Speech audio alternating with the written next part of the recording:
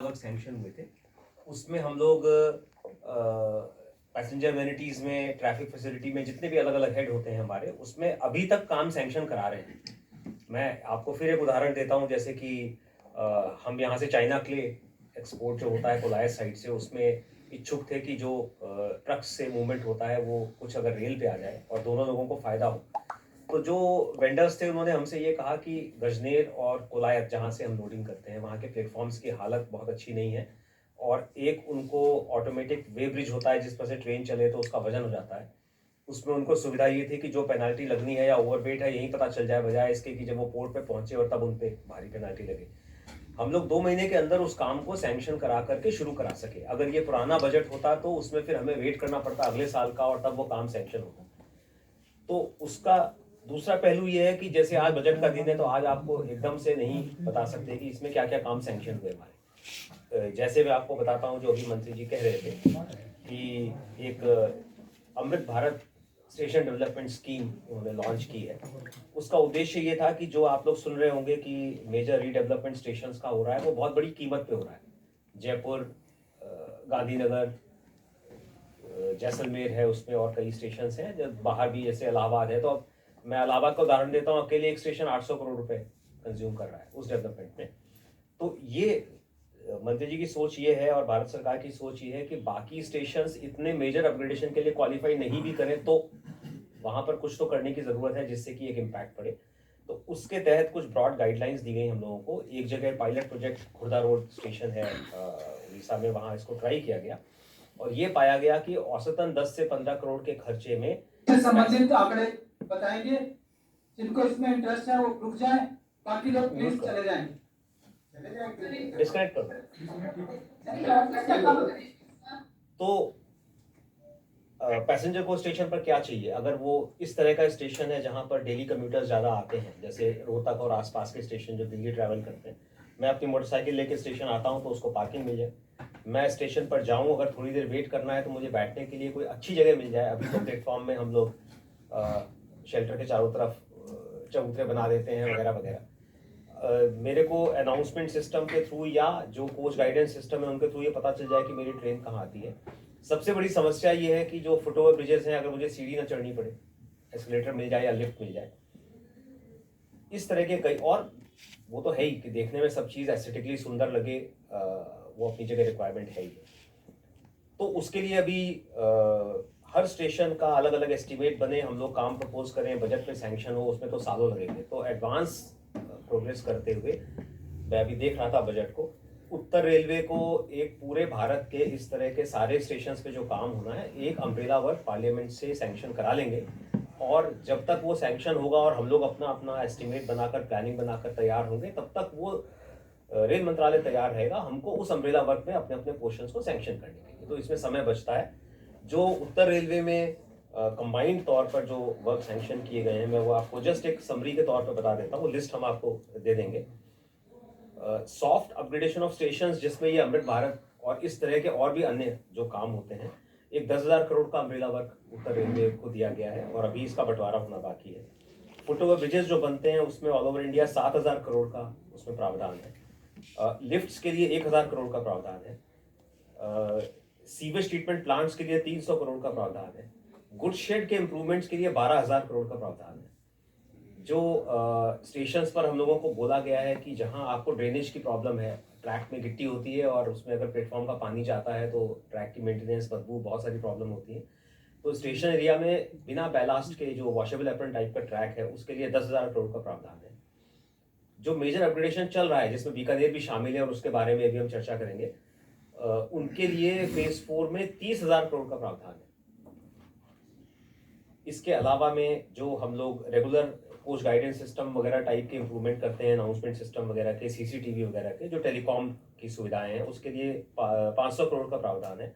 और इसके अलावा बाकी जितने भी स्टेशन पर सुविधाएं कहीं उन्नत करनी है उसके लिए 2,500 करोड़ का प्रावधान है। तो अभी ये प्रक्रिया चल रही है। अभी अगले लगभग 2 से ढाई महीने में ये इंटरनली हम लोग डिस्ट्रीब्यूट कर पाएंगे। हम लोग अपने प्रस्ताव के साथ तैयार हैं। जैसे मैं आपको अमृत भारत के बारे में सूचना देना चाहता हूँ, सीपीएम गति शक्ति पवन बैठे हैं, अभी आपको बताएंगे। इन लोगों ने वो 15 स्टेशन जो हमारे आइडेंटिफाई किए गए थे वो फुटफॉल के बेसिस पे किए गए थे, जहाँ ज़्यादा पैसेंजर्स हैं, जो इंपॉर्टेंट स्टेशन से पहले वहाँ जाएंगे। उन सब स्टेशंस का इन लोगों ने दौरा करके लोकल लोगों से संपर्क करके एक मोटा खाका समझ लिया कि लोगों को क्या चाहिए, क्योंकि अलग अलग स्टेशन पर लोगों का रिक्वायरमेंट अलग अलग है।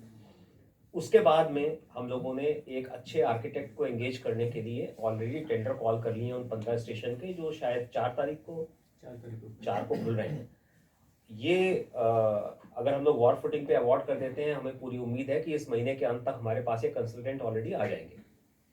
हमने अपनी तरफ से जो हमारा रिक्वायरमेंट है वो बना रखा है, लेकिन सरकारी आदमी की सोच तो वैसी होती है जैसी होती है, और हम वैसी सुविधा दे पाते हैं जैसी आप देखते हैं कि मकान बनाने हैं तो डब्बे बना देंगे। तो हमें उम्मीद है कि ये लोग जो आर्किटेक्ट्स हैं, क्योंकि ये स्टेशन डेवलपमेंट के कामों से जुड़े हुए हैं, इनमें से 32 या कितने 34 हैं वो RLD, दोनों मिला के 39। हाँ, RLDA ने एक स्टेशन अपग्रेडेशन के लिए लिस्ट शॉर्टलिस्ट की थी, और उसके बाद हमने अपनी एक एक्सप्रेशन ऑफ इंटरेस्ट इनवाइट किया था पेपर में एडवर्टीजमेंट वगैरह देकर के, जिसमें लोगों ने अप्लाई किया। सब मिला के हमने 39 कंसल्टेंट्स को शॉर्टलिस्ट किया था जो इस टेंडर में भाग लेने के लिए एलिजिबल हैं। ये लोग जब आ जाएंगे तो इन सब स्टेशंस का अलग अलग नक्शा, उसके एस्टिमेट्स, उसकी क्वांटिटी वगैरह निकालना शुरू करेंगे। बीकानेर स्टेशन क्योंकि मेजर अपग्रेडेशन में है, जैसा जयपुर, गांधीनगर, जैसलमेर और जगह हो रहा है, उसके लिए ऑलरेडी एक कंसल्टेंट काम कर रहा है, और उसने हम लोगों को कुछ एक आध दिन पहले ही अपनी तरफ से कुछ आइडिया दिए हैं, सारा सर्वे करने के बाद, स्टडी करने के बाद। उसमें कई ऑप्शंस हैं, उन ऑप्शंस पे अभी हमको विचार करना है। UIT, स्थानीय प्रशासन, ट्रैफिक फ्लो भी, क्योंकि हम अंदर ताजमहल बना लें और बाहर से आने का रास्ता ना हो तो उससे कोई फ़ायदा नहीं होना। और आपने स्टेशन की हालत देखी है कि 6 नंबर साइड में भी घुसने के लिए एक ऐसा रास्ता है, और 1 नंबर के बाहर भी थोड़ा कंजेशन है।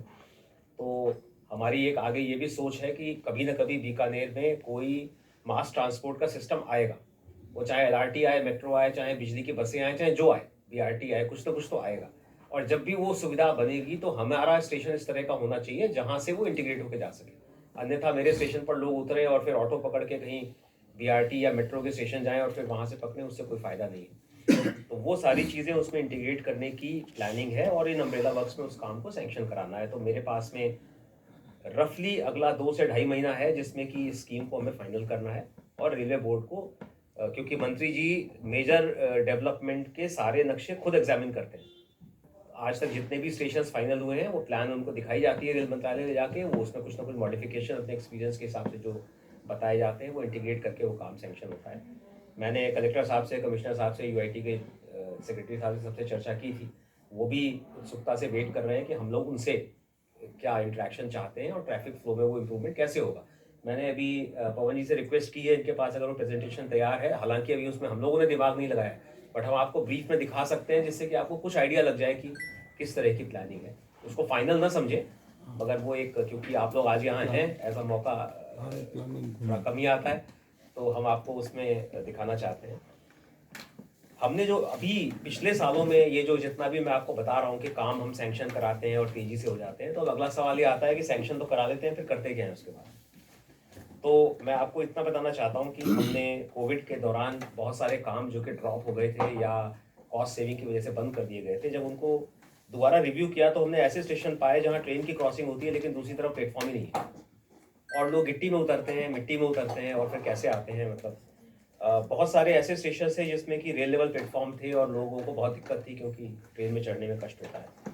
तो हम लोगों ने पहली प्रायोरिटी बनाई थी प्लेटफॉर्म्स की, और मुझे आपको बताते हुए ये खुशी है कि इस वर्ष में 22-23 में हम 30 हाई लेवल प्लेटफॉर्म कमीशन कर रहे हैं। आज की तारीख में मेरे अलग अलग स्टेशंस पर करीब 51 जगह काम चल रहा था एक साथ।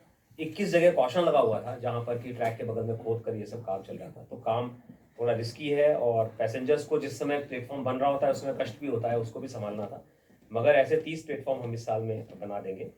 ऐसे ही जो ROB की बात कर रहे थे मंत्री जी, अलग अलग जगह पर इस साल में 6 ROB कमीशन होने जा रहे हैं। रानी बाजार वाला इंट्रैक्शन जो है वो आप लोगों ने देखा ही है, राज्य प्रशासन अपना काम पूरा कर रहा है। कुछ दिन पहले हम लोगों की मीटिंग हुई थी, कलेक्टर साहब आए थे और UIT के जो इंजीनियर्स आए थे, क्योंकि कोर्ट गेट और सांकला फाटक का भी आपको पता है कि कुछ समाधान होना है। उसमें जो उन लोगों ने प्रपोजल बनाया था, हमारे इंजीनियर्स ने शायद उसको बैठ के फाइनल किया था, और फाइनल उनको ऑब्जर्वेशन दे दिए गए हैं। ड्रेनेज वगैरह से रिलेटेड ज़्यादा इंपॉर्टेंट उसमें मुद्दे थे।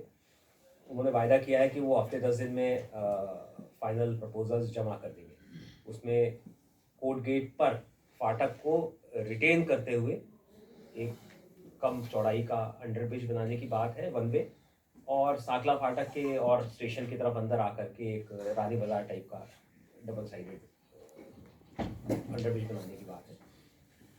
उसमें बस एक ही इशू रह गया है जो हम उनसे रिक्वेस्ट कर रहे हैं कि आप एक फाटक कम से कम बंद करा लीजिए, क्योंकि वरना लैंड की कॉस्ट और बाकी बहुत चीज़ें उसमें ऐड हो जाती हैं। तो अगर कोई एक ब्रिज बंद, लेवल क्रॉसिंग बंद होती है, तो हम न सिर्फ लैंड लाइसेंसिंग वगैरह की फीस नहीं पड़ती, बल्कि 50% कॉस्ट शेयरिंग भी होती है, क्योंकि इन दोनों फाटकों का टीवी होती है। वो एक चीज़ है। इसके अलावा जो बजट के पेपर्स आप लोगों को हम लोग जो शेयर करेंगे, उसमें मैं आपको नक्शे में बता देता हूँ कि हम लोगों के मंडल पे ट्रैफिक बहुत बढ़ने की वजह से डबलिंग का एक इस समय डीपीआर बोर्ड में जमा है 3 अलग अलग खंडों की। रोहतक भिवानी बहुत बिजी सेक्शन है, तो भिवानी से हमारा जहाँ तक इलाका है, डोब बाहली करके रोहतक के बगल में स्टेशन है, उसकी डबलिंग की डीपीआर बोर्ड में जमा हो चुकी है। अगले 1-2 महीने में वो सैंक्शन होने की उम्मीद है। उसके अलावा रेवाड़ी से बठिंडा वाले सेक्शन में मनेरू तक डबलिंग हुई थी, मनेरू से भिवानी, भिवानी से भवानी खेड़ा, इसकी डीपीआर जमा हो चुकी है, सैंक्शन होने की उम्मीद है। और चूरू से रतनगढ़ की डबलिंग की डीपीआर जमा हो चुकी है। ये तीनों काम हम लोगों को उम्मीद है कि अगले 2 से 3 महीने के अंदर सैंक्शन हो जाएंगे, और बरसात के बाद काम शुरू हो सकता है अगर टेंडर्स वगैरह टाइम से हो जाते हैं। इसके अलावा मैं आज बजट में देख रहा था कि एक पहले से स्कीम चल रही थी कि बठिंडा से सिरसा, हिसार होते हुए फिर नीचे सादुलपुर होते हुए चूरू, रतनगढ़, टिकाना और अंततः रायकाबाग से आगे समदड़ी की तरफ की डबलिंग, वो इन प्रिंसिपल अप्रूवल आया है उसमें, लेकिन हम लोगों को section by section rate of return justify करना पड़ेगा, तो वो आज की तारीख में स्वीकृत नहीं है, बट बोर्ड ने उसकी डीपीआर बनाने की परमिशन दे दी है। ऐसे ही एक डीपीआर बन रही है बठिंडा से लालगढ़, लालगढ़ से जैसलमेर की डबलिंग की। उसके टेंडर्स खुल गए थे, शायद कंस्ट्रक्शन डिपार्टमेंट से बात करेंगे, इस महीने शायद अवार्ड हो जाए। उसमें हमने उनसे रिक्वेस्ट की है कि लालगढ़ से जैसलमेर के साथ साथ उसमें लालगढ़ से बीकानेर, बीकानेर से बीकानेर ईस्ट की डबलिंग का भी स्कोप शामिल कर लें, क्योंकि हमारे लिए अब आने वाले दिनों में बहुत मुश्किल हो जाएगा बीकानेर से और ट्रेन चलाना, क्योंकि आपको पता होगा बीकानेर में 2 वॉशिंग लाइन है, उसमें एक वॉशिंग लाइन इतने तीखे गोलाई में डाली गई है, वो एक आगे शमशान था और रानी बाजार का पुल वगैरह, कि उसमें जो ये मॉडर्न एलएचबी कोच है वो जा नहीं पाती है। हमने उनको ज़बरदस्ती ले जाने की कोशिश की थी अगर ट्रायल, तो वो कोच डैमेज हो जाती, तो वो वॉशिंग लाइन बेकार हो गई। जैसे ही हमारी सारी कोचेज आईसीएफ की चेंज हो रही हैं, मंत्री जी कह रहे थे कि अगले 2-3 साल में सब चेंज हो जाएंगी।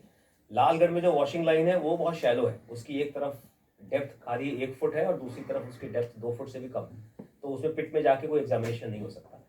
हम लोगों ने एक प्रपोजल बनाया है जो शायद अम्ब्रेला वर्क में किसी में इस साल अगर सैंक्शन हो जाए, लालगढ़ में ही हमको और एडिशनल वॉशिंग लाइन्स, स्टेबलिंग लाइन बनानी पड़ेंगी, तो लालगढ़ से बीकानेर की शंटिंग बढ़ जाएगी, तो वो सिंगल लाइन में काम नहीं हो सकता, इसलिए उसकी भी डीपीआर बन रही है। उसमें और लोकल एसोसिएटेड इश्यूज़ हैं, जगह कैसे बनेगी, लैंड एक्वायर होगी तो मकान भी साथ में एक्वायर होंगे, वो सारी अपनी एक अलग प्रोसीजर है, वो डीपीआर बन जाएगी तो फिर हम लोग देखेंगे। डबलिंग के अलावा हम लोगों के डिवीज़न पर इस समय पिछले कई सालों से रेलवे फाटक कम करते करते आज की तारीख में मेरे पास में 306-309 है टोटल लेवल क्रॉसिंग, 306 फाटक बचे हैं 1780 किलोमीटर के एरिया में। इसमें से आधे से ज़्यादा रेवाड़ी से भिवानी, रोहतक, हिसार उस सेक्शन में है। इन 306 में से 203 एलएचएस पर हम लोगों ने, मतलब 203 जगह हमने फिजिबिलिटी पाई है कि वहाँ पर अंडरब्रिज बन सकते हैं। उसके लिए हम लोगों ने स्थानीय प्रशासन से एनओसी लेना, प्रपोजल बनाना, एस्टिमेट बनाना, वो सब प्रक्रिया शुरू कर दी है। और अगेन जो अम्ब्रेला वर्क सैंक्शन हुए हैं उसमें कितनी लागत के काम हमको कितना उसमें पोर्शन मिलता है, उसके हिसाब से उस दिशा में भी हम लोग काम करेंगे। इसके अलावा कई जगह ऐसा है जहाँ फाटकों के बीच में दूरी बहुत ज़्यादा है और लोगों को, ग्रामीण लोगों को क्रॉस करने में दिक्कत होती है, ट्रेसपासिंग करते हैं। इस साल हम लोगों ने काफ़ी प्रयत्न करके चूरू के पास में रतनगढ़ एरिया में 2 ऐसी जगह थी जहाँ पर हमें कॉशन लगाना पड़ गया था क्योंकि लोग गाड़ियाँ पार कर रहे थे बिना परमिशन के। उन दोनों जगह के अंडरब्रिज भी सैंक्शन हुए हैं, और जगह भी जहाँ कहीं स्थानीय प्रशासन हमसे रिक्वेस्ट करता है, जैसे कि आपने देखा होगा बीकानेर लालगढ़ के बीच में 2 जगह हैं जहाँ पीडब्ल्यूडी ने सेगमेंट बना के रखे हुए हैं नीचे से अंडरब्रिज बनाने के। उनसे भी मीटिंग करके उन कामों को हम लोग एक्सपेडाइट कराने की कोशिश कर रहे हैं। हम पूरा प्रयत्न है कि अगले 2-3 महीने में उनके सेगमेंट भी हम डाल दें जिससे कि वो अप्रोच बना सकें। उनको कुछ दुविधा थी कि हम लोग उनसे कह रहे थे कि डबल लाइन का स्कोप छोड़ो इसमें, वो ये कह रहे थे कि हमारे वर्क में इतना पैसा नहीं है कि हम इतने सेगमेंट डाल सकें कि एक और लाइन फ्यूचर में आएगी उसके बक्से अभी से डल जाए। तो कुछ बीच का रास्ता निकला है जिसमें कि वो हमें, हमारा रिक्वायरमेंट सिर्फ इतना है कि इतनी दूरी तक सड़क समतल जाए जितने में बाद में डबल लाइन आएगी, तो अगर पहले ही रैम्प बनाना शुरू कर देंगे तो रैम्प बाद में काटना पड़ेगा। तो उसके लिए कुछ सहमति बन गई है, वो एक काम भी हो जाएगा। और एक और चीज़ जो थी जो इस बजट से रिलेटेड है कि फ्यूचर में, क्योंकि जिस तरह की बात हो रही है कि वंदे भारत ट्रेनें ही चलेंगी, अब जितनी मेल एक्सप्रेस ट्रेन है वो स्लोली वंदे भारत पैटर्न पे कन्वर्ट होंगी। उनकी मेंटेनेंस की सुविधा बीकानेर मंडल में कहाँ कहाँ बनेगी उसके बारे में हेडक्वार्टर्स ने एक विचार किया था। एक तो ये तय हुआ कि जहाँ कहीं भी नई वॉशिंग लाइन बनेगी अब वो उन डायमेंशन से बनेगी जिसमें कि वंदे भारत मेंटेन हो सके। जैसे कि अभी हमने हनुमानगढ़ में एक काम सैंक्शन हुआ है वॉशिंग लाइन का, तो उसकी जो कंस्ट्रक्शन होगा एटलीस्ट वो ऐसा होगा कि उसमें वंदे भारत मेंटेन हो सके। ऑफ कोर्स जब कभी वंदे भारत वहाँ मेंटेन होगी तो कुछ शेड वगैरह का एडिशनल रिक्वायरमेंट आएगा, बट वो एग्जिस्टिंग जो भी हम सुविधा बनाएंगे उसमें डॉक्टेल हो सकता है। ऐसे ही हमारी प्लानिंग, हमको बोला गया था गंगानगर में कोई सुविधा प्रपोज करने के लिए, और लालगढ़ में भी जो हम आगे अपने लिए वॉशिंग लाइन बनाएंगे हम डेफिनेटली ऐसी बनाएंगे जिसमें कि चाहे वंदे भारत हो, चाहे एएमयू हो, चाहे कोई भी चीज़ हो, उसमें एक ही जगह पर मेंटेन हो सके। ये सारे प्रस्ताव अभी स्वीकृत नहीं है, मगर हम लोग अपनी तरफ से इनका प्रपोजल बना चुके हैं, फिजिबिलिटी देख चुके हैं, नक्शे बना चुके हैं। तो अब सैंक्शन की बारी है जो अगले 1-2 महीने में क्लियर हो जाएगा। हालांकि जो ये वंदे भारत है इससे ऐसा नहीं है कि 160 पे चलने लग जाएगी और हमारे यहाँ कोई घंटों का समय बच जाएगा। कारण ये कि जो जब मीटर गेज से ब्रॉड गेज हुआ था तो बीकानेर डिवीज़न में जो कुछ टेक्निकल पैरामीटर तय किए गए थे उसमें गोलाइयाँ जो हैं वो 2 डिग्री हम लोग जिसको बोलते हैं, मतलब 875 मीटर रेडियस की गोलाइयाँ रिटेन कर ली गई थी, और नतीजा ये है कि उन पे स्पीड 100 से ऊपर नहीं बढ़ सकती। तो अभी भी जो हमारी ट्रेन चल रही हैं अगर हम स्पीड बढ़ाते हैं 110, हमने जैसे यहाँ से लेकर रेवाड़ी तक का किया, तो रास्ते में शायद 40 से 50 बीच में 100 kmph के रिस्ट्रिक्शन लगाने पड़ गए। तो उसके बारे में मंत्रालय को पता है और वो बीच बीच में इस तरह की बात कर रहे हैं कि जो आगे वंदे भारत बनेगी उसमें से कुछ अगर टिल्टिंग ट्रेन्स बन सकती हैं, जो पहले एक बार यहाँ ट्रायल हुआ था जिसमें कि ट्रेन का डब्बा जो है वो पहियों के ऊपर नहीं रखा होता है, तो 2 डब्बों के बीच में कॉमन बोगी है जिसमें से वर्टिकल पोस्ट खड़ा हुआ है और डब्बे लटक रहे हैं ऊपर से। तो जब गोलाई में ट्रेन चलती है तो वो डब्बे जैसे झूले बच्चों के होते हैं कि बाहर थोड़ा सा निकल जाते हैं, वो उस तरह की ट्रेन उपलब्ध हैं। स्पेन में वो टेक्नोलॉजी है, वो इंडिया में आके कुछ साल पहले ट्रायल वगैरह भी हुए थे। लेकिन ये सब अभी बातें हैं अगर उस दिशा में, क्योंकि यहाँ पर एग्जिस्टिंग ट्रैक पे अगर आपको स्पीड बढ़ानी है तो नॉर्मल ट्रेन से फ़ायदा नहीं होगा। अभी कुछ दिन पहले महाप्रबंधक ने जो सेफ्टी सर्टिफिकेट इशू किया है वंदे भारत ट्रेनों के लिए, एडब्ल्यूआर के लिए, उसमें हमारी पूरी डिवीज़न पर 110 की स्पीड है। तो अगर वो ट्रेन आ भी जाएगी तो वो केवल इंटरनल जो उसमें सुविधाएँ हैं वो उन्नत हो जाएंगी, मगर स्पीड में बहुत ज़्यादा फर्क नहीं पड़ने वाला है वर्तमान स्थिति में। आगे जैसा डेवलपमेंट होगा वो हम लोग आपको बताएंगे। Thank you.